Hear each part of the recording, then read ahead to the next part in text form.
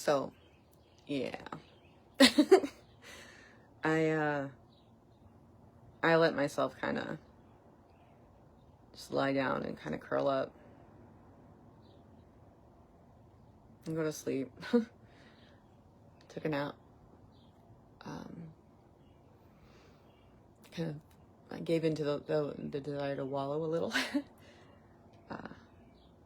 And when I woke up, I found myself... So the reason I would like not to tell you this. I would like to tell you that, like, I'm doing, like, everything right. Not that there is everything right in a situation like this. We don't judge ourselves. No more judging.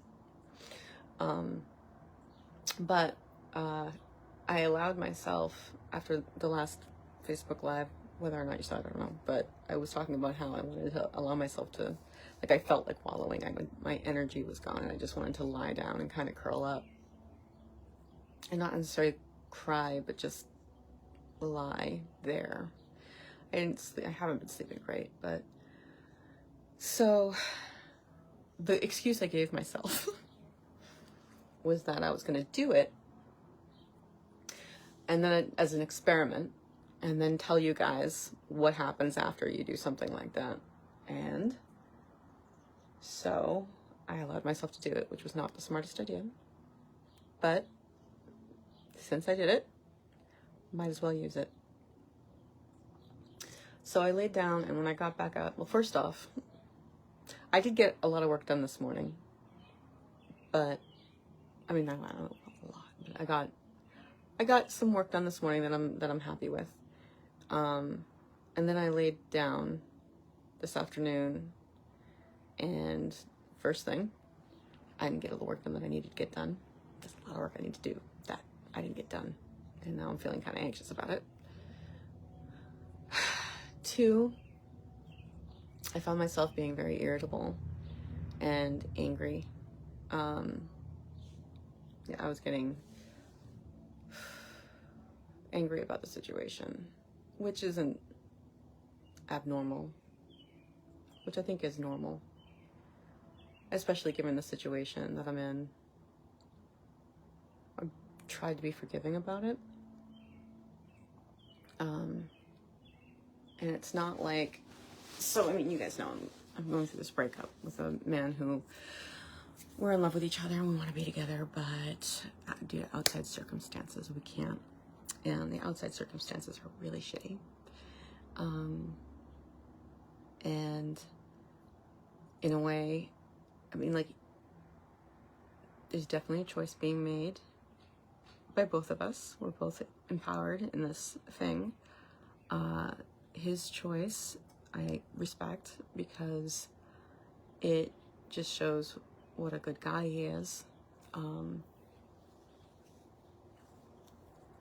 He feels that, like, it's not the choice he wanted to make, but it's the choice he feels he has to make, and I respect that because I know him and I love him, and he's wonderful.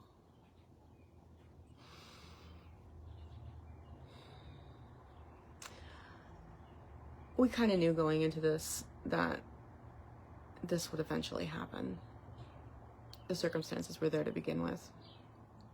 But we started out as friends, and then started out as like a casual thing, and we didn't realize how much we were gonna like each other. So I'm not mad at him. I'm angry at the circumstances. And throughout this whole thing,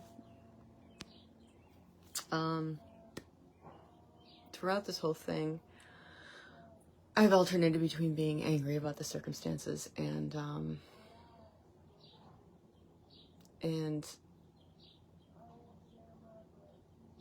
trusting the universe to let it be, to let it be the right thing. And I have come a long way the past year in my ability to trust the universe. She's stepped up many a times. many a time, and I do trust her. So I can let go. It makes it easier to let go,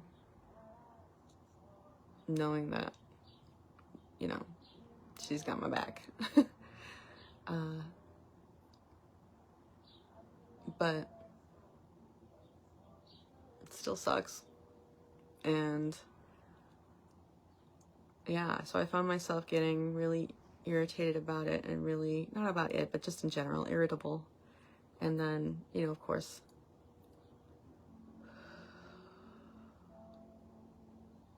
you know, being angry about the situation. And that does not help. It's not useful. It doesn't feel good. Not that any of this feels good, but I also started noticing, and this was an interesting observation, that I started into some thought patterns that were not healthy. I was purposely hurting myself emotionally, which is sad. That's not something I want to do anymore. But yeah, I caught myself doing a lot of negative self-talk. So we've learned our lesson, and hopefully it'll stick. So don't worry about me. I'm good. I'm learning. This is all good stuff. All of it is good, even the pain, because you know what? Pain can actually be good. One of the things that Michael Singer in the books that I've been like going on and on about talks about is like, the universe is the universe, right? Like, it's been going like here at least 13 billion years, right? And since then, things have been happening. Atoms formed, and molecules, and chemicals, and planets, and solar systems, and on the planets things start growing and evolving and coming into being, and then eventually it gets to you. Right? We're not anything in the scheme of that, and that's not a scary thought. It's actually kind of comforting, because it becomes a matter of our preferences, of our clinging to our preferences. And when you think of it in that terms, it's like, well, okay, I don't like the circumstance, but so what? Like, my liking a circumstance or not has nothing to do with anything. It's just my personal, only in here, this one small thing here that it affects, really. I mean, unless I go do something because of it. I mean, so yeah, everything has like a chain effect, but point being, everything in the universe happened as it did until this moment, and this is the moment you get from that. So whether or not you like it doesn't actually matter. And that's comforting.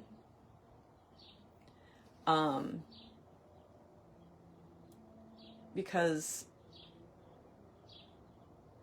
in this situation, let's apply it to the situation. There's nothing you can do about it. That in the end, that's what that boils down to. It's a way of conceiving, a way of really understanding that there's really nothing you can do about it. Because in my mind, in the past, somehow there was something I could do. I just had to find the way to make it better. It's just a matter of like, okay, think it out. What can I do to change the situation? And it would just go around and around and around and around. And after the situation, I was like, oh, I could have done this, I could have done that, right? Like, it just,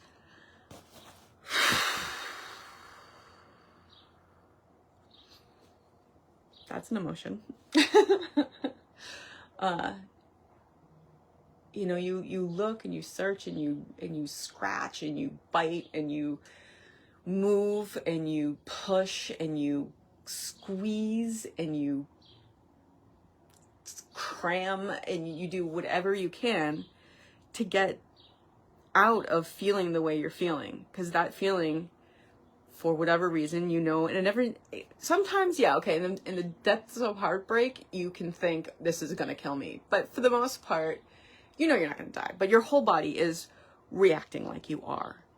And that's why you're scrambling. It's like this death scramble where you're just trying to change whatever you can change to change the situation. Because if that situation, and I've talked about this, I know I talked about this yesterday, but if that situation can just be how I like it in my head, I'll feel better. And that is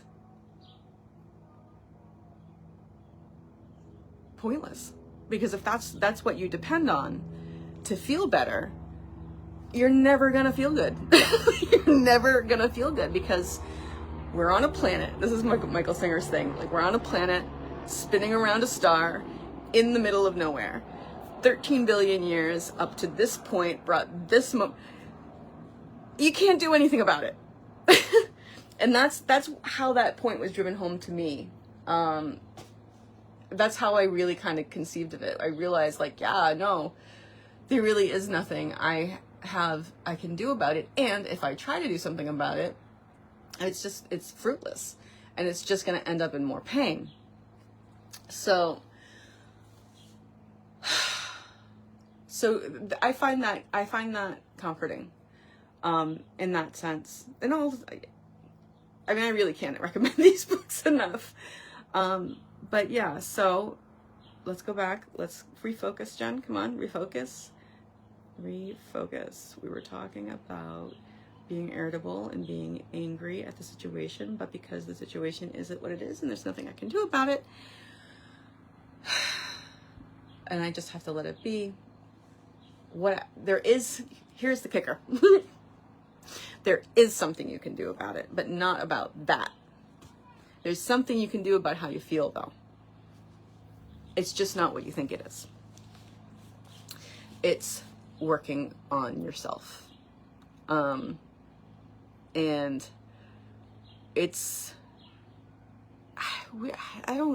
somehow it's implanted in our brain throughout our lives that it's not us.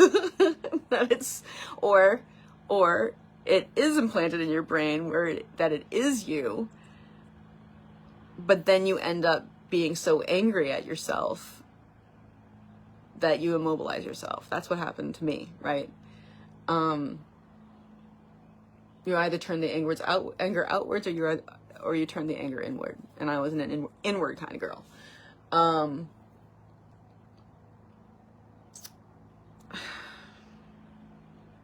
on, focus.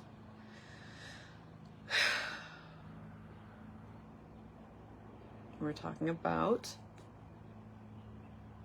anger, not being able to do anything. You can do something about the inside, right? So that's what this whole thing is about. This is why I'm making these videos, because I think they would have been useful for me.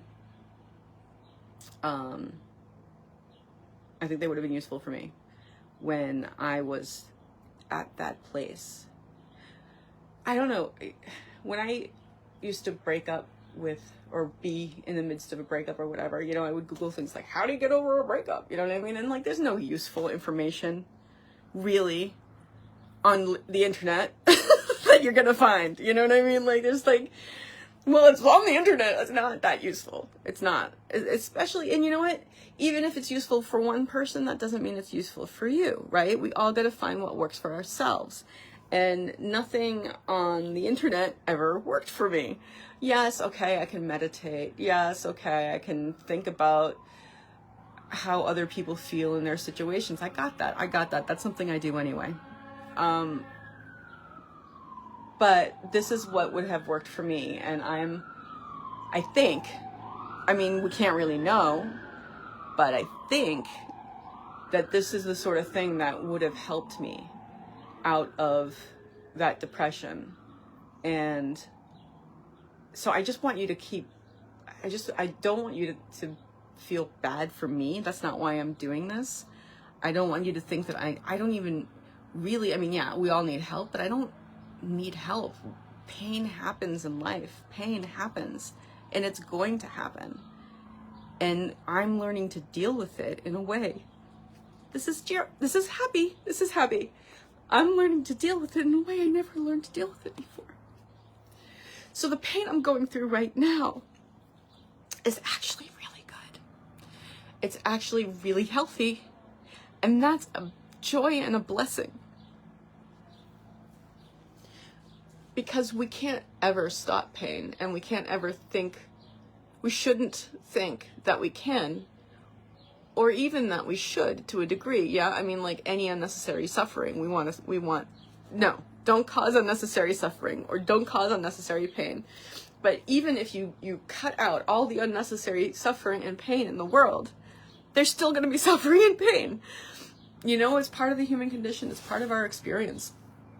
And I'm like a cultist. In these Michael Singer books, he talks about how pain can be beautiful. And it is. In a really weird, sad, simple, quiet kind of way. It's not the screaming pain that's beautiful. It's not that screaming pain that you're lying in bed or, you know, I mean, if you've been depressed out there, you know what I'm talking about. You know, like that pain where you're just torturing yourself. That's not beautiful pain. I'm talking about the pain that is inevitable in life. And that if you have the right frame of mind, you can experience and allow it to flow through you and just recognize it as part of your experience in life, right? This is another comforting thought that I got from this book these books. And there's a whole bunch of lecture series that I need to listen to. But, oh, come on, brain. Let's get back on track, okay? Beautiful pain. The experience of life, right? We're consciousness. We're the universe made consciousness. We are the universe made conscious of itself. And there's a whole long explanation, whole thing. If that doesn't click with you right now, like there's a whole thing about that we can discuss at a later time. But because of the whole 13.5 or 14.2 or however many billions and billions and billions of years it's been since the beginning of the universe that came up to this point right in front of you, that whether or not you like it, it doesn't matter because there's nothing you can do about it. So you might as well just observe it, right? Just the way you should observe. You should observe the outside, you should observe the inside, and you should let it pass through you and come out. That was diverting me from the point, which was that what is in front of you is your experience of life. You can't change it. You are consciousness, and it's a beautiful, beautiful thing to have consciousness. It's when you sit back and you think about it, it can fill you with wonder and awe. There are thoughts and concepts in the world that no matter how hard you try, because we're limited beings and we have monkey brains, we can't conceive of. And some of them are scary thoughts that I can just go, you know what? There's no point in thinking about that because I'm never going to get the right answer. And it's just upsetting, right? And then there are thoughts like the universe spent 13 billion years to come to this point, and every atom in the universe, every dark energy is as it is, was as it was. To put this in front of me right now, but also that got me to where I am, right? That brought me here. All of that brought me here. And me, again, consciousness, these are long discussions, but the fact that we've evolved to the point of consciousness, of being able to be aware of ourselves and other things, we are not apart from the universe. We are not apart from God. We are part of the universe. We are part of God. We are very, not just a little bit a part of it. We are very much. This stuff was stardust. It was stardust. Everything. We are part of the universe, and somehow whatever molecules out there arrange themselves to create you or me in the back of our brains just grew to this point where we have this consciousness. We got everything rolled and became this, and now we are conscious of it. We are the universe, conscious of itself. Like, that gives me goosebumps. And it's a beautiful thought. And there was a point. You know, I really can't wait till my new medication starts kicking in, because it'll be so nice to be able to think one thought without being interrupted by 5 others. No, we're not going to go down that road. We're talking about the beauty of the things, because it's beautiful thoughts to have that you can't conceive of really as a brain. Other ones are scary, which was a tangent in and of itself. Let's reverse. All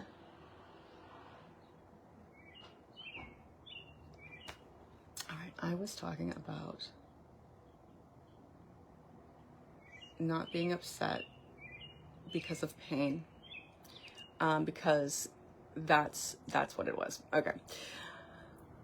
So the pain that is there, if it's unnecessary, seek whatever you can do, right? If someone's causing pain to people unnecessarily, that's a different subject. But the pain that is here, that is innate to our existence, is beautiful because we are conscious of it. We can experience it. It's part of the universe. It's part of life. And while we may not like it, that doesn't matter.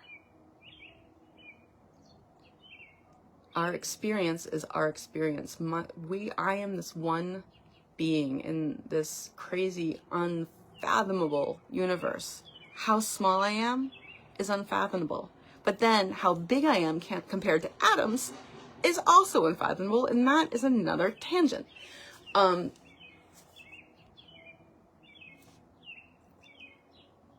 But yet, I am consciousness. I have a life, and no matter how big the universe is, or where it goes, or what there is else on the planet, this is my life. This is my experience. And by my, I mean my consciousness, because that's what we are. At the base of everything. I can say I'm a 43-year-old woman, but you know what? I'll be 44 next year, and I was 27, 50, however, I shouldn't have said, it doesn't matter. Age is a number. Things change, they change. But the one thing that remains the same throughout our lives is our consciousness. We are conscious of it. So this pain that is here, I'm going to try and wrap this all up together. This pain that is here, that got here because of the universe being the way it is, meets us, our consciousness. This is our we are this one, this is our chance, right? This is our life. And even if it sucks, and I can't imagine, nope, different path. We can find the beauty in it, in the pain, in the suffering, because we can realize that whatever it is, this is our experience. And in certain cases, because there's a whole bunch of other things that we can discuss that are obviously apart from this, but we can claim this pain, and it's this is mine, so it's okay. That's my point. Don't worry about me. I'm doing this so that maybe someone out there who was like me gets something from it. So that's it.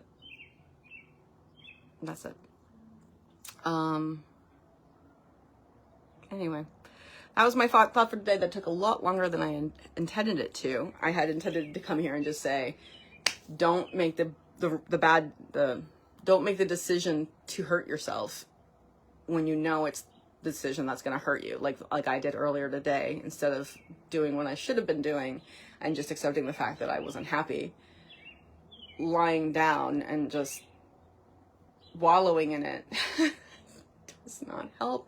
And it makes everything else worse. It makes you more anxious because you're not doing what you need to be doing. And you can start on those negative thoughts about that I don't need to go down the road of,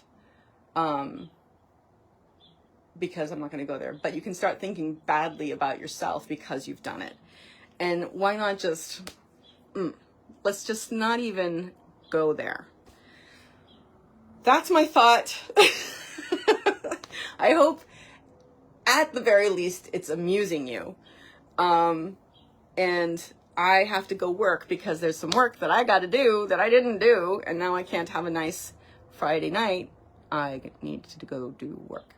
But it can be a nice Friday night anyway, right? Because I do enjoy what I'm doing. Let's stop rambling and we'll say goodbye for now, because you know I'll be back. And as always, remember, you can always choose to have a great full day.